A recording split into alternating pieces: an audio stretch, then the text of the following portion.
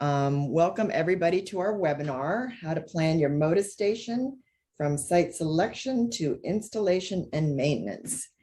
We're very fortunate to have with us today Todd Alleger, who's going to be presenting the talk. Todd is the New England Motus Installation Coordinator for the Willistown Conservation Trust and Northeast Motus Collaboration. And if you joined us last week, you would have heard Lisa Kijuk give a talk about the Northeast Motus Collaboration and the incredible work that they have done over the last 5 years, putting up, I don't know, something like 150 stations. Is that right, Todd? We're at 120 right now. Okay, 120, 150 are planned. Yes. Or more, you're right. Anyway, it was a fantastic talk. So this week, we're going to be talking about site selection and installation, all the equipment that you need, all the things you need to be thinking about if you're interested in putting up a Motus station. Since 2017, Todd has been planning, installing, and maintaining Motus receiving stations throughout the Northeast US. Todd's experience with birds is as a NABC certified bander and knack for hands-on work brought him into Motus, and he enjoys sharing what he has learned at workshops, conferences, and presentations. So welcome, Todd. It's really great to have you. And we also have with us Maya Wilson, who's our Landbird Monitoring Program Manager. Maya talked about our program last week. It involves bird surveys to increase our landbird monitoring with the Pro-ALIS protocol, bird banding, and then also Motus, bringing Motus to the Caribbean through our Caribbean Motus collaboration. And Maya, if you can put the link to the article about our plans for the Landbird Monitoring Program, that might be helpful for people that might not be as familiar. And we also have with us Alex Sansom, who's our Waterbird Program Manager. And she is also helping to work on Motus stations that are being funded by Environment and Climate Change Canada for sites that are especially valuable for shorebirds, migratory shorebirds. And we have Adrian Tassas, our esteemed president, is with us as well. And actually the team is in Puerto Rico right now, putting up our first Motus stations, which is super exciting. We'll get a little update from the crew, but they put one up just the last couple of days in Cabo Rojo, Salt Flats, which is a really famous area for migratory shorebirds, resident shorebirds as well. It's in fact a WISRN site, which is a Western Hemisphere Shorebird Reserve Network site, which means it's designated as a site of regional importance for migratory shorebirds because it hosts tens of thousands of shorebirds every year. So it's super. We'll fill you in on that a bit later, and also will be really exciting to see what data comes in from this Motus station. So we will be fairly informal. If you have questions, feel free to put them please in the chat window or the Q&A, and we will answer them either as we go along, and we'll also have time for Q&A at the end. So thanks again for joining us. Welcome. And without further ado, I will turn it over to Todd. Welcome, Todd. Great. Thanks, everyone, for having me. Thank you, Birds Caribbean, for inviting me to share with the community. And I'm really glad that a lot of folks seem to be showing up from all over the place. So welcome. Hello. And a special shout out to the Puerto Rico crew. I see some of you are on there. Good work today and yesterday. Excited to see that one go up. Everybody's doing really well. As I was introduced, I'm Todd Alleger. Been with the Northeast Motus Collaboration for about 5 years, putting up Motus stations, planning Motus stations throughout the Northeast, but in a big way trying to share our expertise with the community.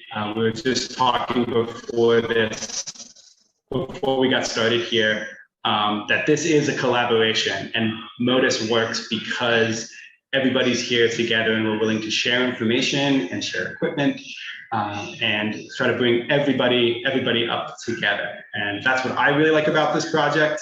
And so I hope that that's what you like about this project. So today we're going to talk about site selection, what makes a good Motus site, what sort of equipment do you need to think about in order to create what you see in the background here, which is one type of Motus receiving station. So first, let's get started here. Let's move that one along.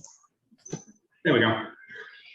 So first off, what is Motus? Just a brief little reminder to folks, or introduction to some folks, of what this whole thing is. Motus is a collaborative research project that uses radio telemetry to track wildlife. So what does that mean? There's three big parts to the Motus wildlife tracking system. There's the collaborative research project. So all of that is a map of all the currently active Motus receiving stations in the Western Hemisphere. And all of that infrastructure is shared. All of those yellow points represent a receiving station on the ground that is managed by dozens of different people and researchers and organizations, and everybody's putting these things together and sharing it in a big shared database in order to sort of lift everybody up and sort of make it worthwhile to be able to track wildlife throughout the hemisphere. There's the automated radio telemetry part. So that's in the middle. Those are the receiving stations. So it's just antennas in the air with a receiver at the base that's constantly monitoring the sky for tagged wildlife. And that's the last part. That's the third key, is actually putting tags on wildlife: birds, bats, migratory insects. You can see a little nano tag on the back of that ovenbird there.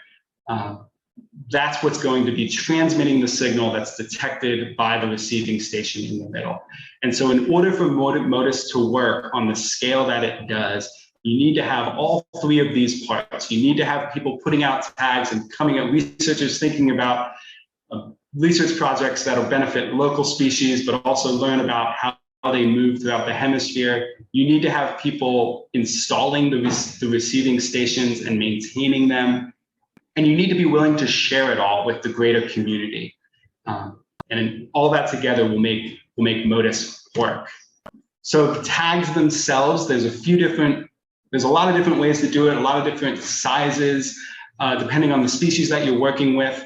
An update, if you've been watching Motus for the last few years, at the beginning there was one frequency, 166 megahertz, which was used by Low-Tech Nanotags. Low-Tech, the company that has been working in telemetry for a long time.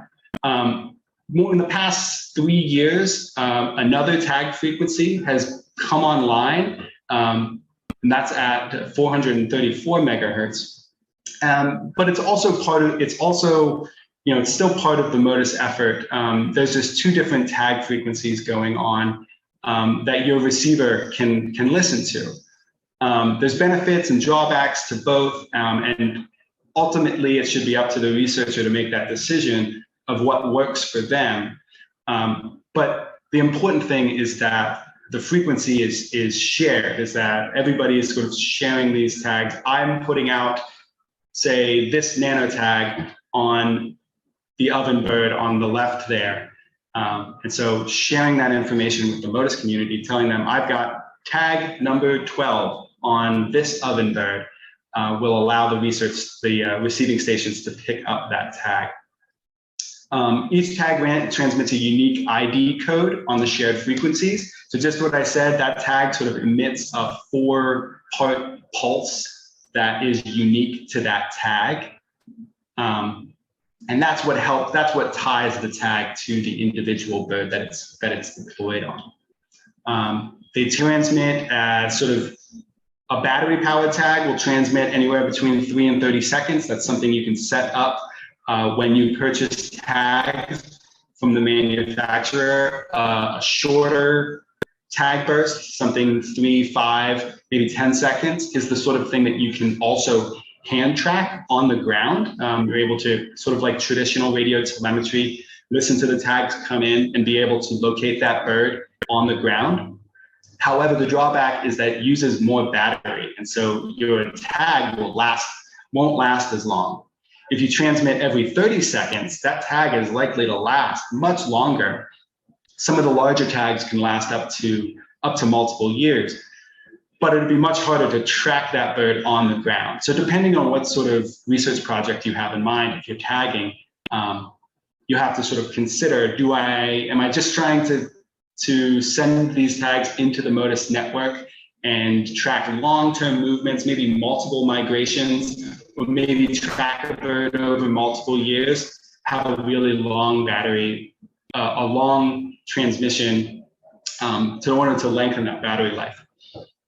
Certain tags coming out have small solar panels on them, so that technology is moving really, really quickly. On the right, you see an evening grosbeak with one of these solar tags attached to it. That does not have a battery, and so its lifetime is indefinite. And as long as it gets sunlight, it'll transmit. It'll transmit its unique ID code and remain active for as long as it's still on the bird. So the next piece of the puzzle are the receiving stations. These can take a lot of different shapes, a lot of different sizes. They can be tall, they can be small. You can put multiple antennas on them. They can be powered by the grid or by a solar panel. But every receiving station has those 4 parts to it: antennas, so the actual ear, if you will, of the receiving station, what actually listens to the frequency, listens for the tag. A structure, so that's just some way of getting the antennas up in the air. The picture in the middle there, you see what we call a Rohn tower, R-O-H-N, and it's just a 3-sided tower. It looks like a lot of old TV antenna towers that you might see. And that's just a way of getting the antennas up in the air in a sturdy way, in a strong way, so that they can see over the landscape and have a good view of the horizon. Every receiving station needs to be powered. There has to be a source of power, whether you get that from a building that's nearby or a nearby outlet, or if you install a solar panel and a couple of 12-volt batteries and provide the power yourself. There needs to be steady and reliable power for your receiver unit in order for it to keep running. They don't get a lot of energy, about the same as a light bulb, but they need to have that continuous power. And of course, the receiver itself, that's sort of the brain of the whole operation. You see an example of one on the left there. That's a sensor station receiver. That's what runs the software to listen for the tags. That's what saves all of your data so that you can retrieve it manually or have it sent via the internet or the cellular network. So it's really the brain of the operation, and that's where you need to get the power to. So as long as you have those 4, and this is what we're going to go into, we're going to talk about different different considerations for those 4 parts. But every receiving station, and as you plan a receiving station, you need to have all 4 of those, or else it's not going to work. So of course, what the receiving station is doing is making these detection files. It's listening, it's scanning the skies for the tags, and it's creating what we call detection data. So every time a receiver picks up a transmitting tag, you get, among other things, you get these 4 pieces of information. You get the tag ID to tell you what individual that is, when it was detected. That's really important to have that clock running. A port number, that's essentially the antenna. So which antenna was it detected on? That could help you determine perhaps which direction the bird is in. Depending on the different style of antenna you might use, it might tell you how far away or how close it is. And then the signal strength, that's essentially how loud being close or how far away might that tag be. And then of course, it's the collaboration. We're sharing this information. The database is managed by Birds Canada, who started this project back in 2013.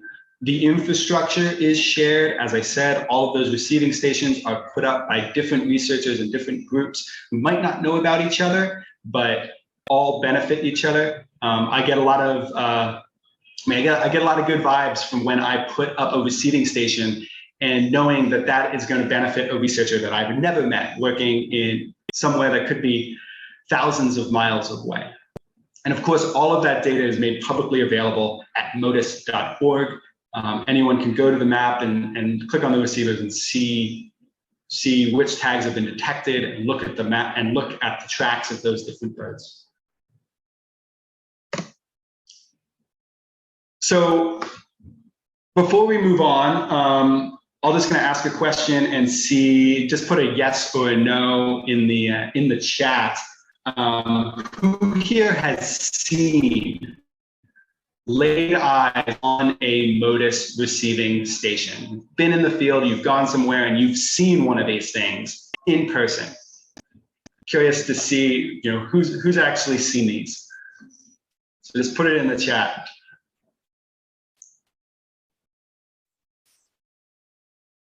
Okay, says, oh yeah, you just saw one. Yeah, cool. So a lot of people haven't. That's great.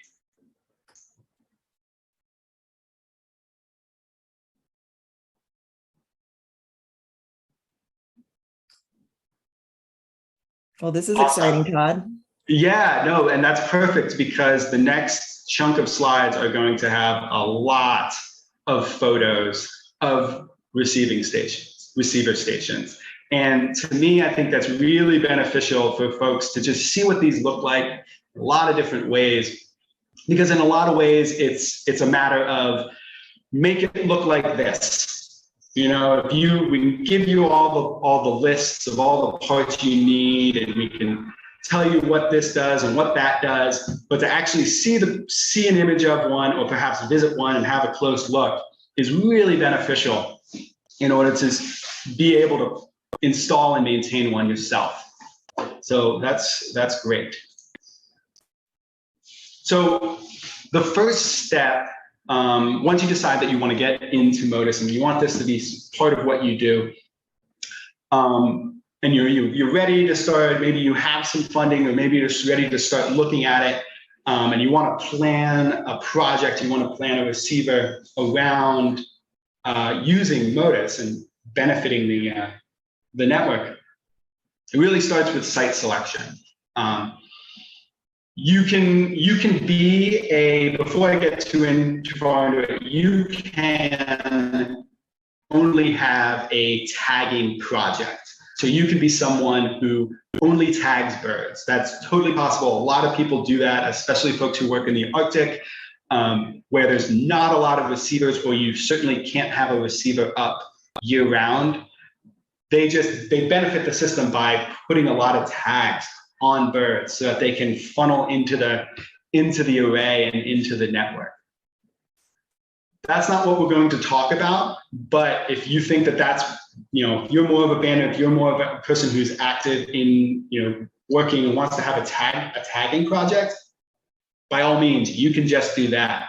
Having a receiving station, however, will not only benefit your tagging project, especially if it's a local one, but also every receiving station benefits every other tagging project that might have birds that move through your areas. Anything that might migrate through the Caribbean, or any local birds that might move between islands or move around an island, having these receiving stations benefits everyone.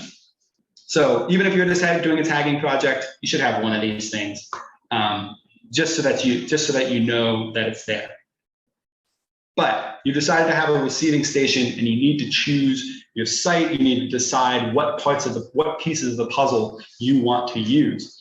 And the first step to that is identifying what your goals are. What do you want this receiving station to do? How do you want to use Motus? Do you just want to tag? Do you want to be able to keep track of local movement? Do you want to just pick up migrants who might be passing through the airspace for a short period of time? Would you like to be able to do both? Having those questions answered will sort of help determine what type of equipment you want to use. How big does your tower need to be? Can it be small? Can it be seasonal? Or do we want it to be up year round? So really laying out what you want it to be. And that could be as simple as, we have a nature center and we would like to contribute to the network. That's great. In a lot of ways, that's a really easy way to get in. You find the money for some antennas and a receiver, and you can put it up at your nature center, and there you go. Or you could do something bigger. So thinking about that will really benefit you in the long run, and just sort of having a plan of what you want this to be. The current Birds Caribbean project is a large scale, sort of the other end of that spectrum. You're looking at a large area like we were in this photo in the Northeast, and we're trying to draw big lines across the region in order to fill a space with receiving stations. But that might not be the way that works for you. So you know your area, you know what sort of conservation questions you have and what you need answered. So thinking about how this would work for you. How do you fit into the existing array? You know, down here it's pretty good, it's wide open. You can put one of these things anywhere. And of benefit. Hopefully in a couple of years, there's so many sites in the Caribbean that you need to think a little more strategically about where your blind spots are and where we might need a receiver and how we might fit into other projects in the area. You might know who's got a tagging project going on around the corner, and how would your receiving station benefit that? And of course, what are the resources that are available to you? If you only have funding for one site is better than no sites. If you have a research station, if you have some sort of building or infrastructure that might allow you to easily put up a receiving station that's strong and going to last, then make use of that. It's important to sort of think about what what will work in the moment for you, because in a lot of ways, having a receiving station somewhere is better than not having one there. You can spend all the time and money to create the perfect site, but you might not have all that time and money. So think about what you have, think about what's possible, what might work, and go for that. So what is a receiving station? Let's talk a little bit more about that. You'll see those are the same 4 parts that we've been thinking about, that every receiving station has: the antennas, the structure, the power, the receiver. As I said, the antennas are the ear. They can listen to, they are tuned to the specific frequency that you want to listen to. What you're looking at in the picture there is something called a dual mode station, which means that it has antennas that can listen to both 166 and 434 megahertz frequencies.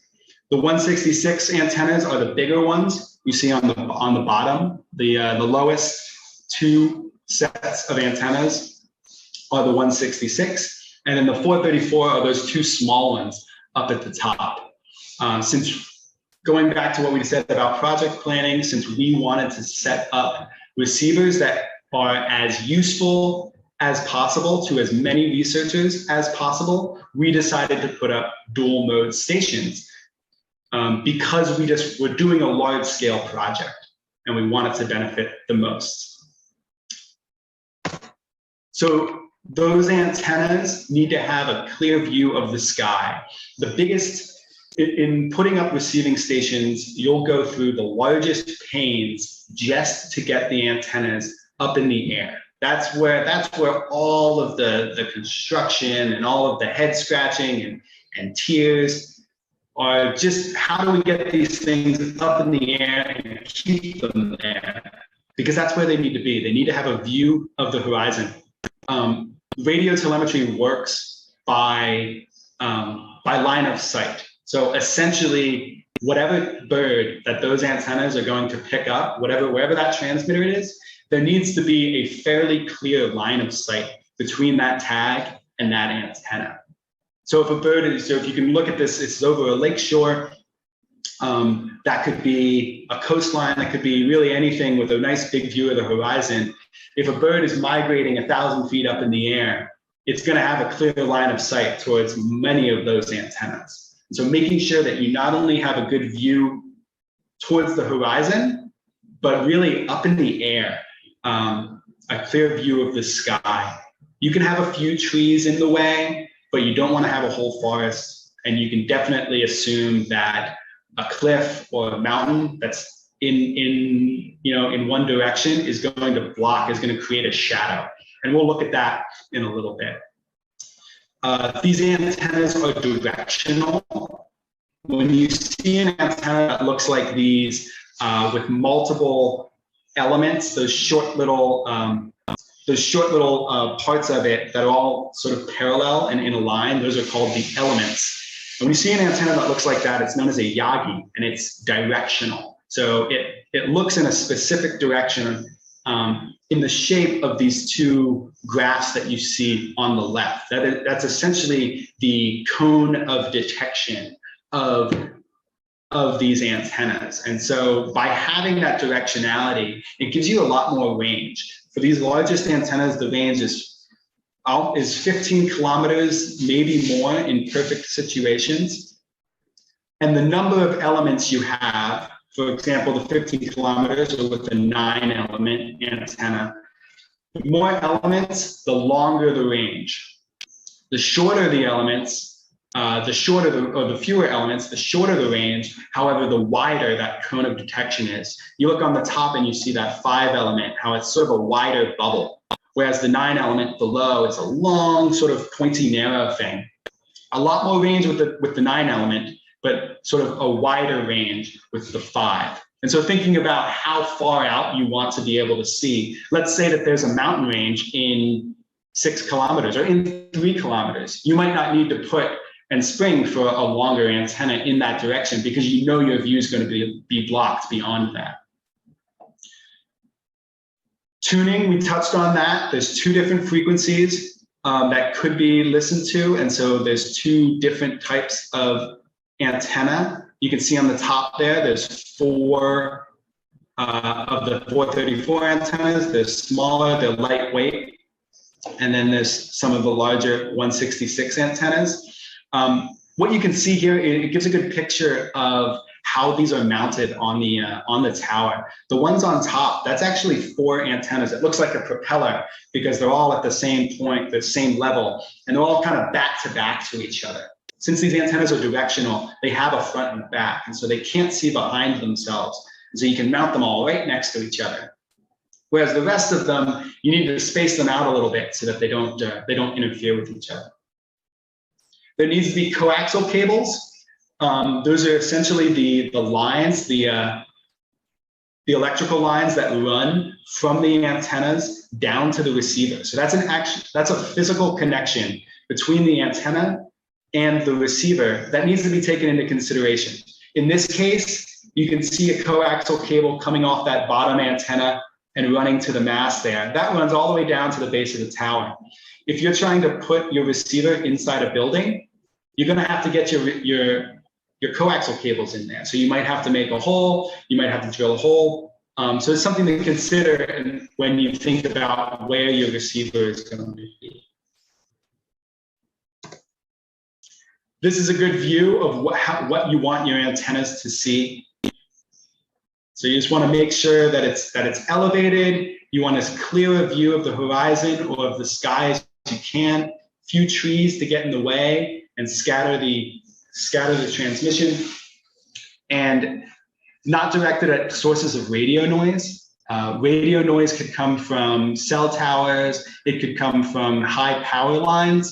High voltage power lines will send off a lot of electromagnetic noise. Again, a good way to see if you have any sources of noise around you is to test a site, but with an antenna and a receiver before you get there. So the structure. Say, Todd?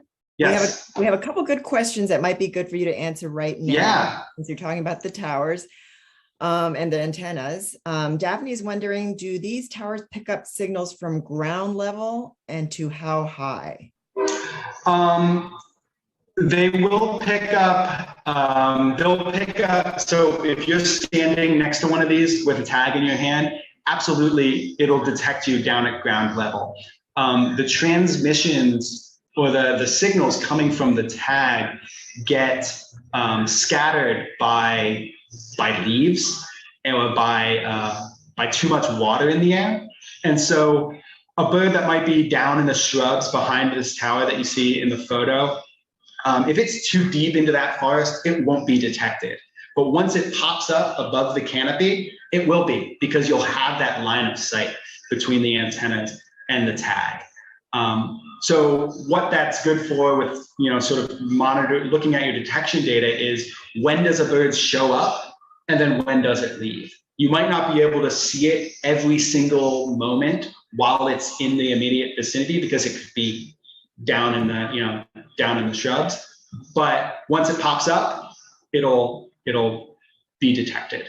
And the height will really be determined by that sort of cone of detection. The antennas, they look flat, but they kind of see in 3 dimensions. It's looking up as well. To say exactly how high is hard to say, but I can tell you that we do detect migrating birds that are moving over pretty quickly. And typically when they're moving like that, it could be up to thousands of feet in the air. Wow. So it's hard to say exactly. Wow. Okay. That's impressive. That's really good to know. So All right. preferred. Preferred height for installing a Motus. The higher, the better, for the same reason that the detection area of these antennas can be influenced by the surface of the earth. It's kind of like a big level thing to think about, but if you have an antenna that's down on the ground, its activity is going to be sort of influenced by the curve of the earth and sort of by trees and things that are on the ground. So just getting them roughly up in the air. This tower that you're looking at there is one of the shorter ones. It's maybe 20 feet tall, but that's good. That's good for this instance. That tower is up on top of a hill, so you don't need to go that much higher. You just want to get it off the ground because you know it slopes away. Most of the towers that we put up are 30 feet.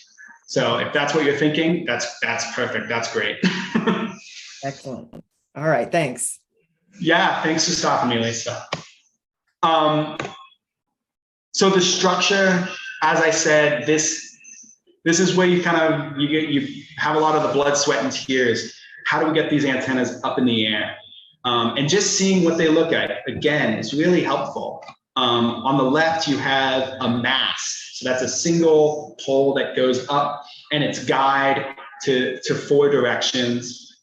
It stands on a little tripod at the bottom. These are good for kind of short, easy towers that are in protected areas. A lot of folks were using towers like this for a long time because they're lightweight, they're pretty inexpensive, they're easy to move around. They're not the strongest, but if you're in a location that is protected, they can work for you. Or if you're in a location that you're going to take it up, you're going to put up this tower and then take it down and then put it up again the next year, they lend themselves well to that. On the right, you see a 3-sided lattice tower, something that's got a little more strength to it, a little more structure to it. You can climb it like a ladder if you need to do any work up at the top. It has 1 set of guy lines going into anchors. These are much sturdier. They tend to last a little bit longer just because they have a lot more strength to them. And so this is the sort of thing that we've started using for a lot of our guide towers throughout our array. And so I'd really suggest that if you're able to get that sort of, that gets that sort of strength, and use those Rohn towers. Again, it's called ROHN. Or I've heard of people having something like that built. It's a pretty basic setup. So if you know someone with welding skills, you can have one of those built. And again, what resources do you have? What's available to you in order to make this work? Certainly be creative. Fire towers have worked a lot for us, or any sort of tall standing structure. This is really nice because you don't have to build it yourself. So if there's observation towers, if there's tall buildings, if there's something that is already really sturdy and up in the air, and all you need to do is add the antennas and a power source, that's great. That's one piece of the puzzle already taken care of. And the more you can do that, the better. You can build your tower up alongside a building and sort of bracket it to the side. This looks a lot like what people might have seen for folks with TV aerials, and something like this running up alongside a building. To some of you, this might look familiar. Hopefully somebody knows of a building that might be available to them that already has something like this, that it's not doing anything anymore. But this is a really sturdy way of putting up a tower. Here in Puerto Rico, we're going to be doing another site in the north, and we'll be doing it just like this. It'll be 3 sections of tower that's about 35 feet tall. The base of it is embedded in cement, so it's got a really sturdy base, a really big counterweight. It's bracketed to the side of that building, so it's got a little extra grip onto the structure of the building. And these are going to last a long time, and that's what we want our towers to be able to do, is be viable for as long as this technology is useful. So it's a lot of effort. It takes 2 days because you have to dig a hole and pour concrete, but we hope these to be up for years and years. And of course, there's buildings. Buildings present a lot of different sort of shapes and sizes and opportunities, and they're a good example of how visiting a site, having a look.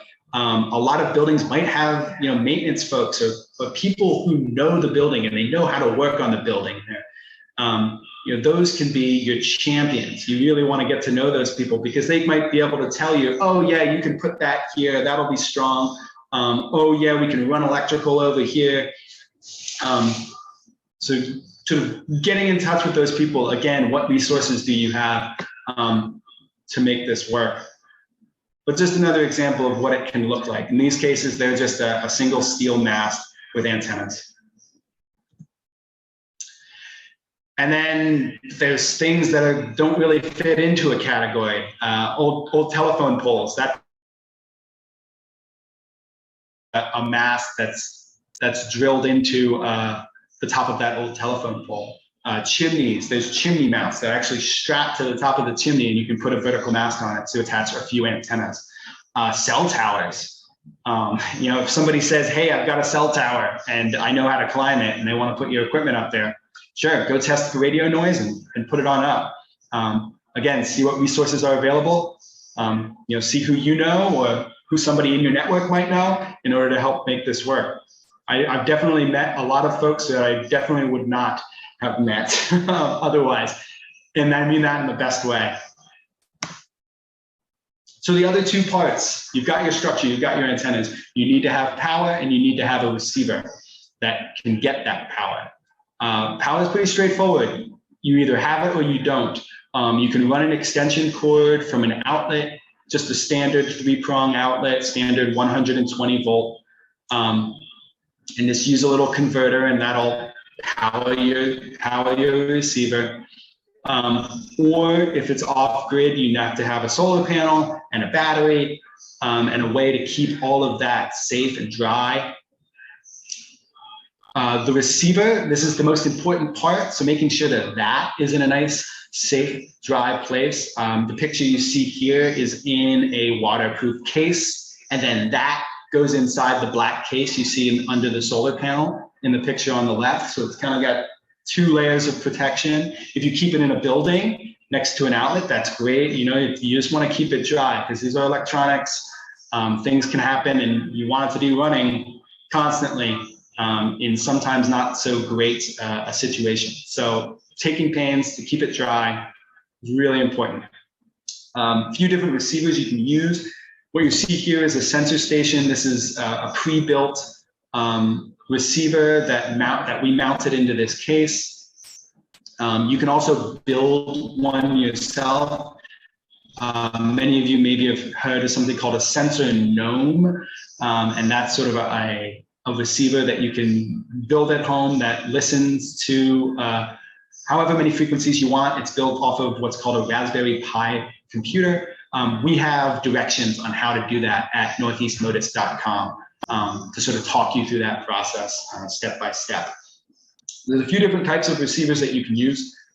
This is the one that we ended up using a lot now, is the sensor station, mostly because it can connect to the cellular network and send data remotely.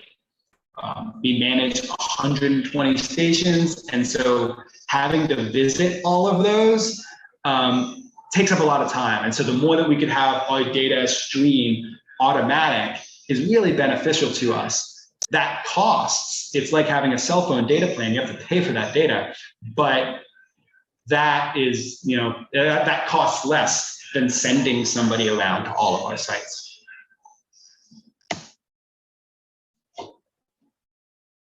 So that's what a receiving station is. Those are the 4 parts that you need to have at every site.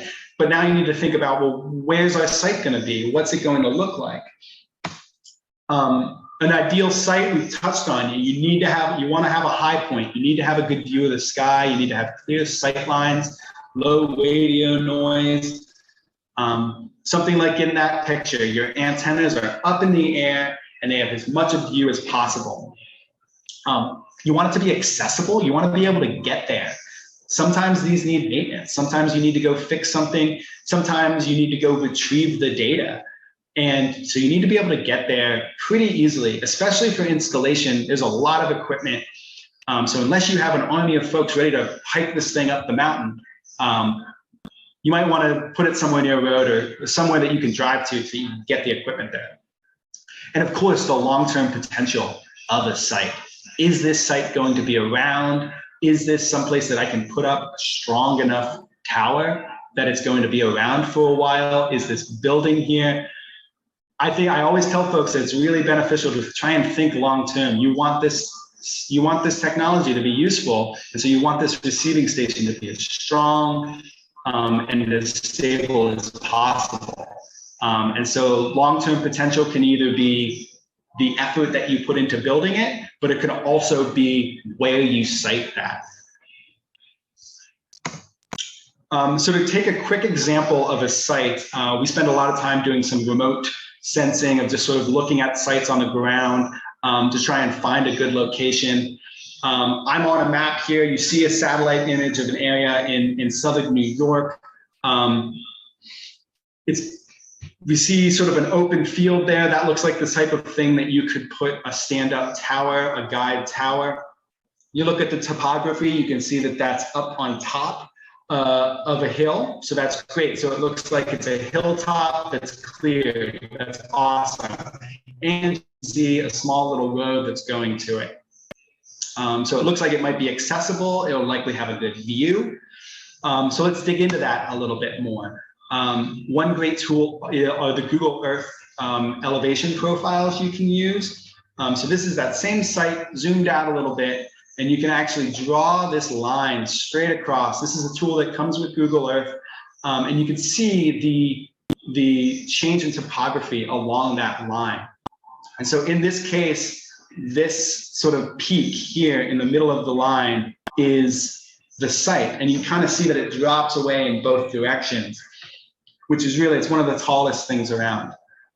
On the bottom here, the line, sort of the site is all the way over here at the left, and you can see how the ground drops away in that direction. So it's a good way to kind of see what might my line of sight be for this antenna. Another way to do that is a viewshed analysis. If you know how to use GIS, you can use a viewshed analysis, and it'll take that point and it'll just give you a sense of what does it look like in that direction. So this is what I call a potential detection area from that site. Green in this case is good. So it means that that antenna could see a tag at the same height as the antenna. So all that dark green is detection area. There's a bit of shadow to the north. but that's okay. I would call this is an excellent, excellent view shed here. So at this point, I'm really happy with how this site's looking. And perhaps it's time to reach out to the landowners. In this case, these were folks who reached out to us and said, hey, we've got this big property. Where would be a good site? And so I started looking around, and you found that clearing, and we started looking into it to see, well, what might the view shed be? Could a site work there? So the next step would be to go out and visit the site, actually go and see it on the ground, confirm that that field is in fact a field. It hasn't grown up and is now a young forest where you're not going to be able to work. Confirm that you can actually get there, so you can actually get the equipment to the site. Test for radio interference. That's what Allison's doing right now. She's got her antenna out in the field. It's connected to a receiver, and she's swinging it around looking for sources of radio noise. Once you find a source of radio noise, you can just point the antenna away from it. Because these are directional, you can kind of choose not to look at a source of radio noise. And so getting a sense of that beforehand can be really helpful when planning out a site. And of course, determining what sort of power you need. Thinking about all 4 parts of the receiver. Do we need to buy a solar panel and batteries, or is there a power source available? Where is it? Do we need an extension cord? So sort of having those 4 parts in mind, sort of constantly, and making sure that you can get all of them will allow you to make a plan for your installation. Make a plan. We usually do this months before we actually do the installation, so that we know what sort of equipment we need, how many antennas are we going to use, how are we going to get the antennas up in the air, the structure. So it's good to have a view, visit the site, see what's there, and of course meet any local champions. In this case, we're on top of a building. They had a maintenance crew who we were able to talk to about, oh, is the power available here? Can it be available over here? So getting to know the people on the ground and getting them on your side can be really, really beneficial. And so actually having that touch and going out there and meeting them can be really helpful, if you don't know them already, of course. And here we are, we're standing in the field. It is in fact a field, it looks good, big view of the sky. This is actually the site that you saw at the opening of the slideshow. The tower went up. We're really happy with it. And so that's sort of like the last step is we visited the site and confirmed that we're ready to go. Oops. So we're not going to go too far into installation, because if you've gotten to this point, hopefully you have a plan and you know how many receivers you've needed. You've been thinking about the 4 parts of your receiving station, and you've been working them out.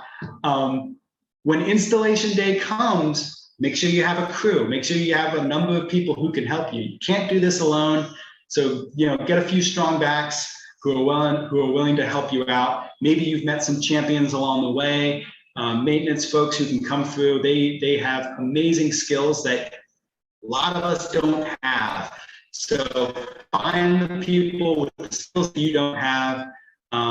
Construction, who can build things, who knows how to use these tools. Get them on your side and bring them out. Make sure you have all the tools and equipment that you're going to need. We have equipment lists for all of the sites that all of the different sites that we do, and those are available at northeastmotus.com. You'll see that in the next slide. If you have everything on that list and you bring it to the site, you should have you should be able to take care of any eventuality. And of course, reach out to people who have done this before. Ask questions. Ask if this is the right thing. And keep in mind the resources that you have available. What can you get near you? What can you have built for you? Rather than using the same source as we do and having to have something shipped from here or there. So think creatively and take your time, because there's going to be a few setbacks. things are always going to go a bit awry. I think I would hope that a lot of us have spent enough time in the field. We know that there's setbacks that come our way. You don't really get to this point without being able to pass them and think around them. And of course, again, local champions. That might be you, that might be somebody you work with, that might be somebody you meet along the way.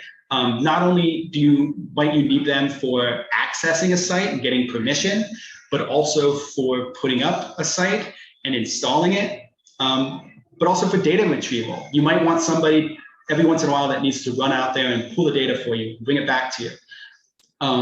Or someone just to go and check on it 2 or 4 times a year to do any routine maintenance, or just be your eyes on the ground. Somebody who might live in the area to give you a call and say, hey, your tower, it looks a little funny. So that you could know to get out there and you might need to do a little bit of work. So remember, it's a collaboration. There's a lot of us. We're all working at this together. It's a very steep learning curve, but people have done it before and we're willing to share. I'm willing to share. I know a lot of the people that I work with are willing to share what we've learned and where we get things and what the resources are and how do you do this and how do I do that. So reach out to me. My email is there. And I'm always happy to answer questions. I really like hearing how folks want to use Motus and where they are. And, I'm really excited about seeing this grow. And so I'm happy to make myself available for that.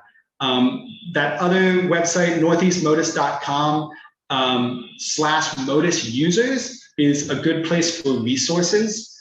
We have our equipment lists. We have instructions on how to build a sensor node. A lot of the links to the little sort of how-to guides and how to use Motus and sort of a lot of good information is available there, as well as on the motus.org website. I didn't put it here, but Motus has done a really good job of putting a lot of resources on their website of just what we're talking about today, how to think about Motus, how to plan for it. So again, reach out to the community.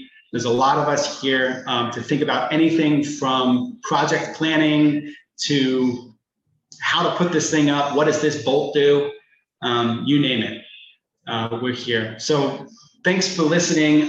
Hopefully we have a little bit of time left to look at a few of your questions.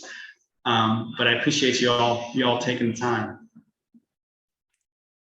Well, thanks a lot, Todd. That was amazing. That was so helpful.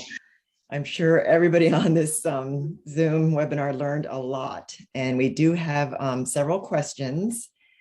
So we do have a few minutes left to answer questions, so we're happy to stay on to answer all your questions. So Angelina Davis in the Bahamas, he asks, can they be installed on boats? And we are actually interested in this in the Caribbean because there's a lot of boats in the Caribbean. Yeah. Maya actually just brought this up today.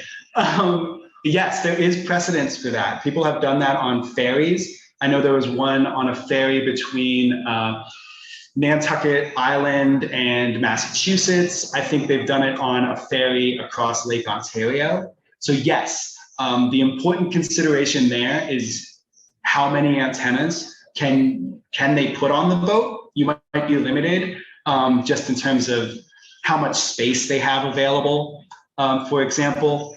So you might only get 1 or 2 antennas, but that's good. That's great because the boat, it's moving around, especially something like a ferry that is moving in a known path back and forth and back and forth.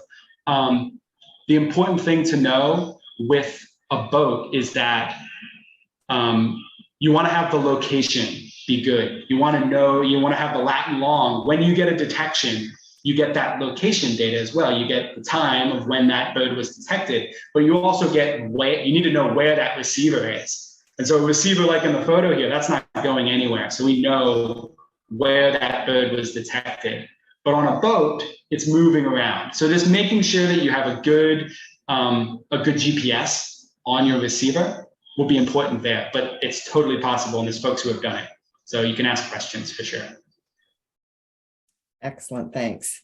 All right, Lena had another question. Does the data show the direction and distance from the tower?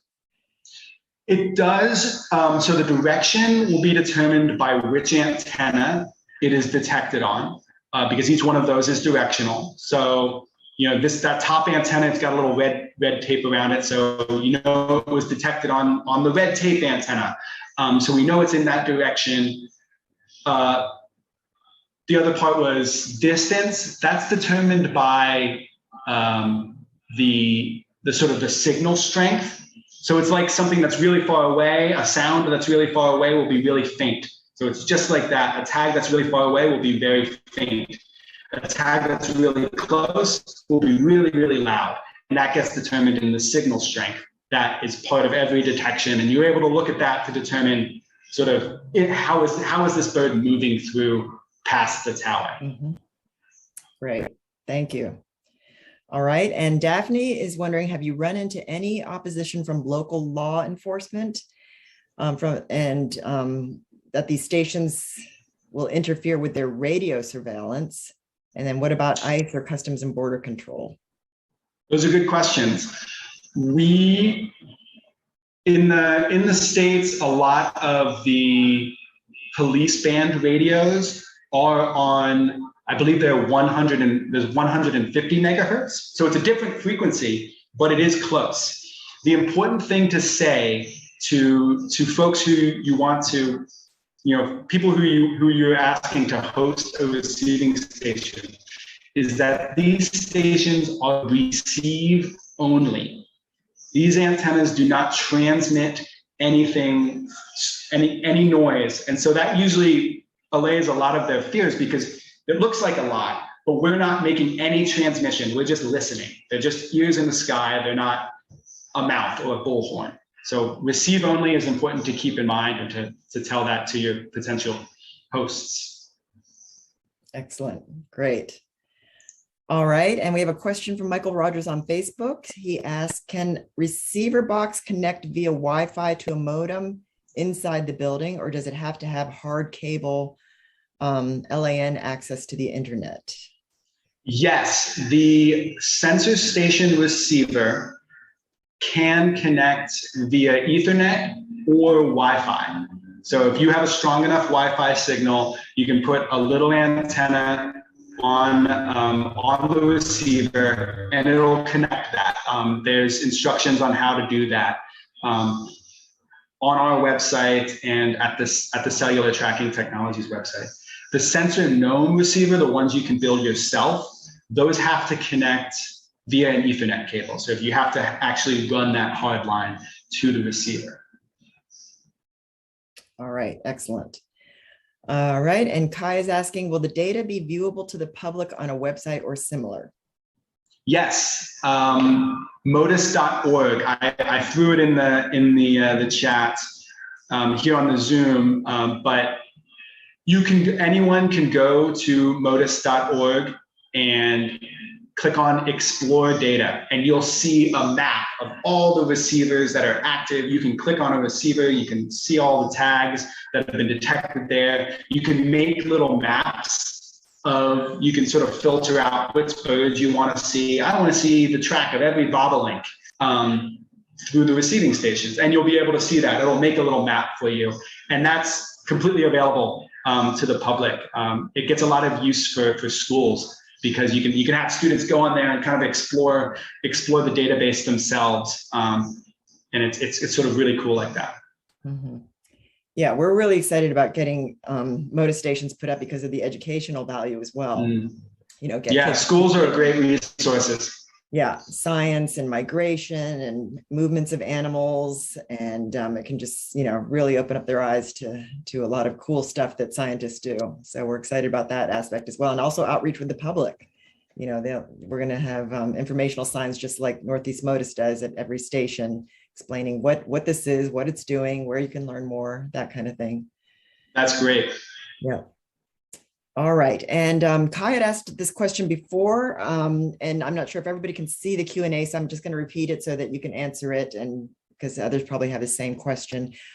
He says, we have access to an old C&W communications tower on top of Mount Scenery on Ceiba at 177 meter altitude with unlimited unobstructed range in any direction with fiber optic internet connection and high voltage power if necessary. Assuming wishful thinking to have unlimited resources, Yeah. what would be the optimal Motus setup to best benefit the network? Great question.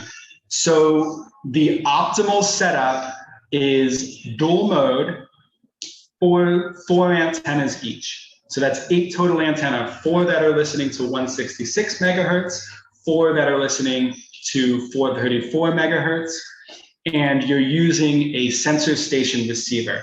So that's made by Cellular Tracking Technologies, and it has the 434 radios built in, and you add in the 166 radios. That can connect, it'll connect to the internet. You'll have an automatic data stream. It can use the cellular network. You can have an automatic data stream. So I would do a dual mode, sort of as many antennas as you can get, which is 8. And the long antennas, the nice long range. So these 9 element antennas that have been in a lot of the photos here. The consideration with that old tower is that somebody has to climb it. So you need to have somebody who knows how to climb a tall tower safely and do the work there. So you might have to pay somebody to do that, an insured climber, to get up there and do the work to get these antennas affixed and run the coax down the side of the tower. If any maintenance needs to happen, somebody's going to have to go up there again. So just keeping that in mind with those large cellular towers. If money's no object, then yeah, keep somebody on hand so that they can climb that tower. But that's the extra consideration there. But that's a good question. You want to know what the top of the line looks like, so we can all shoot for that. Mm-hmm. Yeah, we're thinking as long as we have the grant money, which we have raised some, and we're going to continue to raise more.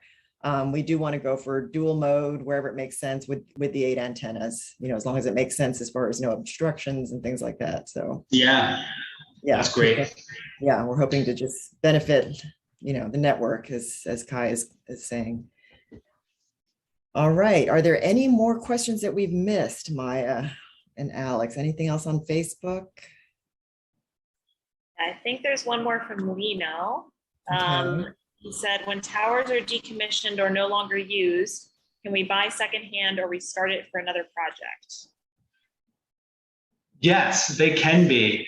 I have dreams of a sort of a secondhand market for Motus equipment. We're kind of in a second phase of Motus. And so there were a lot of projects in 2013 through 16 that used Motus, and then those projects finished up. And so there is some equipment that is kind of old, but still working. The trick is moving that around and getting it where it needs to be. It's logistics. So yeah, we've got a pile of antennas here, but how do we get them to you?